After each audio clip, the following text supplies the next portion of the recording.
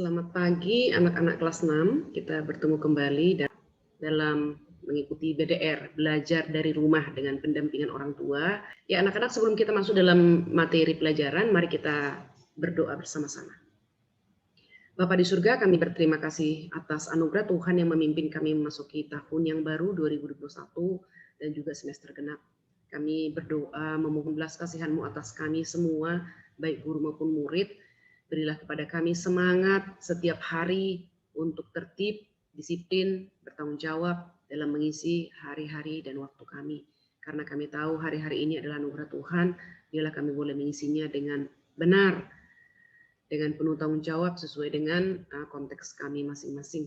Khususnya dalam PJJ atau BDR, karena pandemi COVID-19 ini kami tidak dapat berjumpa. Kami hanya dapat belajar melalui Zoom atau Google Classroom. Tapi kami berdoa ya Tuhan, ingatkan kami bahwa sekalipun murid tidak diawasi oleh guru, tapi ada Tuhan yang mengawasi kami, ada Tuhan yang menuntut pertanggungjawaban kami. Tolong kami untuk menyadari hal ini, sehingga kami dapat tetap tertib dan disiplin dari rumah kami masing-masing mengikuti BDR. Terima kasih Bapak, berkatilah pembelajaran kami hari ini. Dalam nama Tuhan kami Yesus Kristus, kami berdoa dan bersyukur. Amin. Hari ini anak-anak kita akan melanjutkan materi pembelajaran kita. Akan mulai dari ayat hafalan 1 Korintus 13 ayat 13. Kita langsung membaca, tapi anak-anak hafalkan di rumah ya. 1 Korintus 13 ayat 13. Demikianlah tinggal 3 hal ini, yaitu iman, pengharapan, dan kasih. Dan yang paling besar di antaranya ialah kasih. Ayat ini sangat indah sekali. Kalau kita hafal, ini akan menjadi satu firman Tuhan yang sangat indah untuk dihafalkan anak-anak. Nah, tujuan pembelajaran, setelah mengikuti pembelajaran, diharapkan peserta didik dapat yang pertama menemukan siapa, apa, kapan, di mana, dan mengapa dari surat Filemon. Berikutnya, dapat mempelajari bagaimana firman Allah mengajar untuk meminta pengampunan dan mengampuni mereka yang bersalah kepada kita. Jadi ada 2 hal. Meminta pengampunan dan mengampuni mereka yang bersalah kepada kita. Meminta pengampunan yang kita salah kepada mereka dan juga memberi ampun kepada mereka yang bersalah kepada kita. 2 hal ini kita akan belajar dari surat Filemon. Nah, surat Filemon ditulis oleh Rasul Paulus dari Roma ya, saat Paulus berada di tahanan rumah. Ditulis sekitar tahun 62 Masehi. Nah, alasan Paulus menuliskan surat ini ada 2. Yang pertama, Paulus menulis surat kepada Filemon yang tinggal di Kolose bahwa budaknya bernama Onesimus telah melarikan diri ke Roma. Jadi ada kemungkinan dia melarikan diri karena mencuri uang atau properti tuannya. Ya, tidak jelas. Paulus tidak memberitahukan dengan detail kepada kita. Dan Onesimus yang melarikan diri ke Roma ini telah bertobat. Karena itu Paulus meminta kepada Filemon agar menerima Onesimus bukan sebagai budak tetapi sebagai saudara seiman. Yang kedua, alasan Paulus menulis surat Filemon adalah Paulus juga meminta agar Filemon memberikan pengampunan kepada Onesimus ketika dia tiba di Kolose. Jadi ada 2 tujuan ya, alasan penulisan daripada surat Filemon ini. Nah, anak-anak, dalam surat Filemon, Paulus memberikan nasihat 2 ya, nasihat dan dorongan kepada sesama orang percaya. Kali ini berbicara tentang situasi yang berkaitan dengan Onesimus, seorang budak yang melarikan diri, dan Filemon, seorang pemilik budak yang juga seorang Kristen dan pemimpin dalam jemaat di Kolose. Kita sudah belajar surat Kolose ya anak-anak. Dan kita juga, kalau kamu melihat materi kembali, Ibu Happy juga pernah menyampaikan di surat Kolose bahwa Filemon adalah salah satu pemimpin daripada jemaat di Kolose. Dan ada kemungkinan rumah Filemon juga tempat orang percaya berkumpul di Kolose. Nah, jadi alasan Onesimus melarikan diri, sekali lagi memang tidak terlalu jelas. Dan ada kemungkinan memang dia mencuri dari majikannya. Dan ketika dia bersembunyi di Roma, Onesimus bertemu dengan Paulus dan merespon anugerah Allah ketika dia mendengar berita Injil. Wah, ini luar biasa ya anak-anak, seorang budak melakukan kejahatan terhadap tuannya, dia melarikan diri. Dalam pelariannya itu, dia mendapat kesempatan mendengar Injil.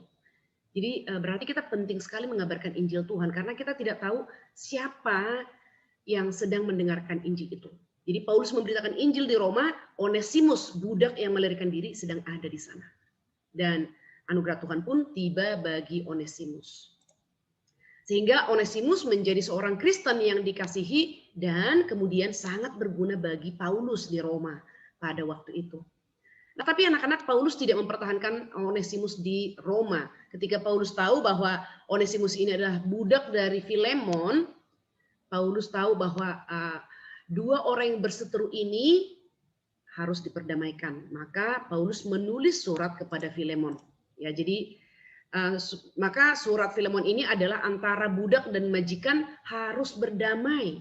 Maka Paulus mengutus Onesimus kembali ke Kolose dengan membawa surat permohonan kepada Filemon agar menerima kembali budaknya yang telah melarikan diri itu sebagai seorang saudara seiman. Lihat, kita tidak boleh egois ya. Paulus berpikir, oh ini Onesimus sudah bertobat dan dia bermanfaat bagi saya pertahankan saja di Roma. Tidak, dia melihat ada konflik antara Onesimus dan Filemon, dan sekarang mereka sudah menjadi sesama saudara seiman, maka perlu diperdamaikan. Kalaupun pada akhirnya Onesimus kembali ke Roma dan melayani bersama dengan Paulus, tidak jadi masalah. Tapi permasalahan antara Onesimus dan Filemon, mungkin lebih tepatnya adalah masalah Onesimus, karena Filemon tidak bermasalah. Onesimus yang bermasalah terhadap Filemon. Masalah Onesimus ini harus diselesaikan terlebih dahulu. Nah, surat Paulus yang bijaksana dan persuasif. Persuasif ini maksudnya adalah membujuk ya. Jadi surat Paulus kepada Filemon adalah bersifat membujuk Filemon agar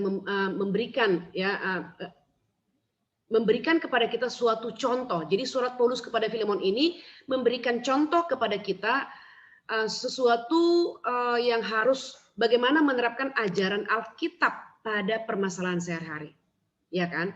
Kesalahan Onesimus dengan terhadap Filemon ini kan permasalahan sehari-hari. Ada konflik, ada pencurian, kepemilikan. Nah, surat Filemon ini menjadi satu surat yang daripadanya kita bisa belajar bagaimana menerapkan ajaran Alkitab pada permasalahan sehari-hari yang membutuhkan pengampunan, rekonsiliasi. Rekonsiliasi itu adalah perdamaian ya, dan juga pemulihan.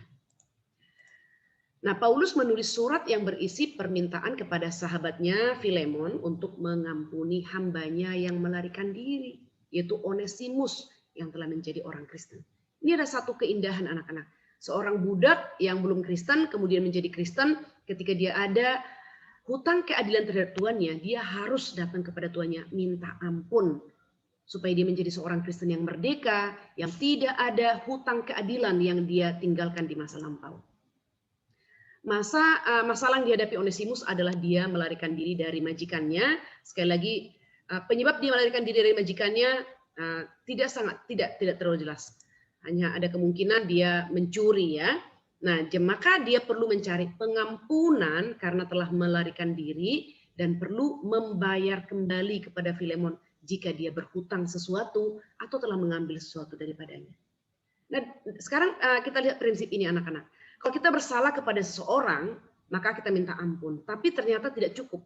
Paulus mengajarkan kepada kita, kalau kita bersalah, kita minta maaf, kita minta ampun. Tapi juga harus membayar hutang kita kepada orang yang kepadanya kita bersalah. Nah, ini adalah prinsip iman Kristen. Dan perasaan Onesimus ketika dia kembali kepada Filemon, tentu saja ya, karena dia sudah bersalah, dia cemas, takut, dan menyesal. Tentu kita juga demikian. Kalau kita bersalah dan kita mau minta maaf kepada orang yang kepadanya kita bersalah, tentu ya kita memiliki perasaan takut, cemas, menyesal. Kalau tidak ada rasa takut, cemas, dan menyesal, saya pikir itu bukan satu sikap hati yang benar setelah kita melakukan kesalahan. Nah, oleh karena itu Paulus meminta Filemon untuk melakukan banyak hal kepada Onesimus. Karena memang Filemon adalah tuan yang tidak bersalah ini, maka dia yang diminta melakukan banyak hal kepada Onesimus yang bersalah. Paulus mendorong Filemon untuk mengampuni Onesimus karena telah melarikan diri dan untuk mengampuni semua hutangnya. Bahkan kalau kita membaca, Paulus juga mengatakan kalau ada hutang Onesimus, Paulus juga akan membantu untuk membayarnya. Nah, kira-kira anak-anak, bagaimana perasaan kalian seandainya kalian ada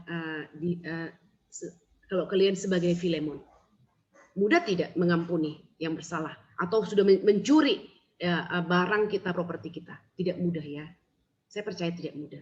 Tapi surat Paulus kepada Filemon ini mengajar sebagai orang Kristen, sekalipun kita sulit mengampuni, kita juga harus minta kekuatan daripada Tuhan untuk memberi pengampunan kepada yang bersalah. Nah, bagaimana respon Filemon terhadap surat Paulus dan terhadap Onesimus? Di sini juga kita melihat kenapa sifat daripada surat ini persuasif, membujuk. Karena Paulus tahu tentu tidak mudah bagi Filemon untuk menerima surat itu, menerima nasihat Paulus, memberi pengampunan kepada Onesimus. Tapi ya, mari kita belajar, agama Kristen adalah agama yang memang di dalamnya pertama kita menerima pengampunan daripada Tuhan, dan kemudian kita diajar untuk belajar mengampuni orang yang bersalah kepada kita.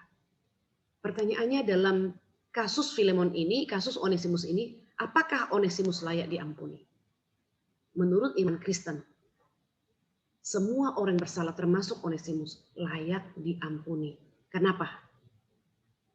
Karena kita sudah menerima pengampunan terlebih dahulu daripada Tuhan atas segala dosa dan kejahatan kita. Apakah kita layak diampuni? Atas dosa-dosa kita?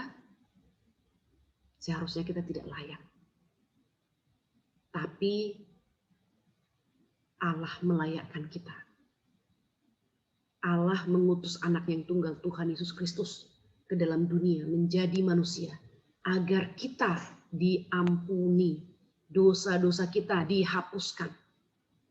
Maka karena kita sudah menerima pengampunan yang begitu besar, Rasul Paulus mengajarkan melalui surat Filemon ini, marilah kita belajar mengampuni orang yang bersalah kepada kita.